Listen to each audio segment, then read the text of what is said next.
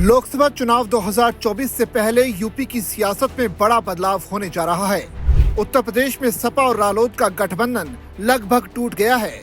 Samajwadi party के साथ alliance में रहे राष्ट्रीय लोकदल ने भारतीय जनता पार्टी की अगुवाई में एनडीए के साथ जाने का पूरा मन बना लिया है। ये दावा सपा सूत्रों की तरफ से किया जा रहा है। समाजवादी पार्टी के सूत्रों के मुताबिक जयंत चौधरी जल्दी ही एनडीए गठबंधन का हिस्सा होंगे।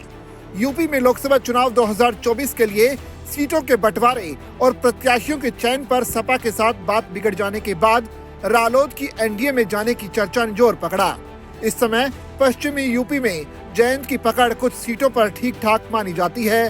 वो जिस भी गठबंधन में जाएंगे उसका पलड़ा भारी रहने का अनुमान है।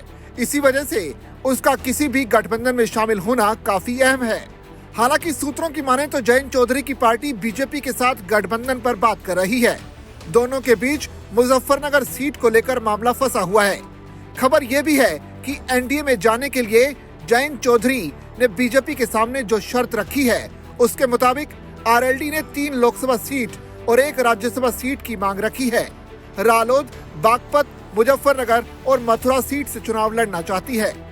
देखिए, ये चुनावी वर्ष है और सारी पार्टियां हमें ऑफर कर रही हैं क्योंकि हमारा एक राजनीतिक वजूद है, हमारे 9 विधायक हैं। तो निश्चित रूप से बहुत सारी पार्टी हमसे गठबंधन के लिए आतुर हैं, तो बातचीत चल रही है। सपा पार्टी कहना है कि आरएलडी उनके साथ है। देखिए, वो कौन होते हैं इस बात को कहने वाले कि क्योंकि ये तो हमारी पार्टी का अपना वजूद है। हमारा राष्ट्रीय नेतृत्व कहेगा कि हम किसके साथ हैं। भाजपा से क्या बातचीत चल रही है इस तरीके की? देखिए, भाजपा के लोगों के द्वारा तो पिछली बार भी ऑफर किया गया था, इस बार भी किया गया है, लेकिन वो 4 सीट की बात कर रहे हैं। लेकिन हमने 12 लोकसभा सीटों पर तैयारी की है, तो इस बात का निर्णय तो हम लेंगे कि हम किसके साथ गठबंधन में चुनाव लड़ेंगे। मान सकते हैं कि आने वाले समय में आरएलडी बीजेपी के साथ दिखेगी। देखिए, ऐसा है, जो जनता के और किसानों के हित के लिए जो भी पार्टी हमारी मांगों पर सहमत होगी, हम उसके साथ चुनाव लड़ेंगे।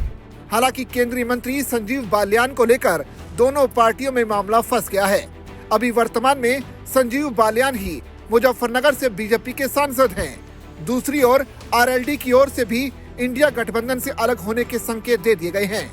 आरएलडी नेताओं का कहना है कि सपा चाहती थी कि वो हमें गठबंधन में मिली हुई सीट पर अपना प्रत्याशी उतारे।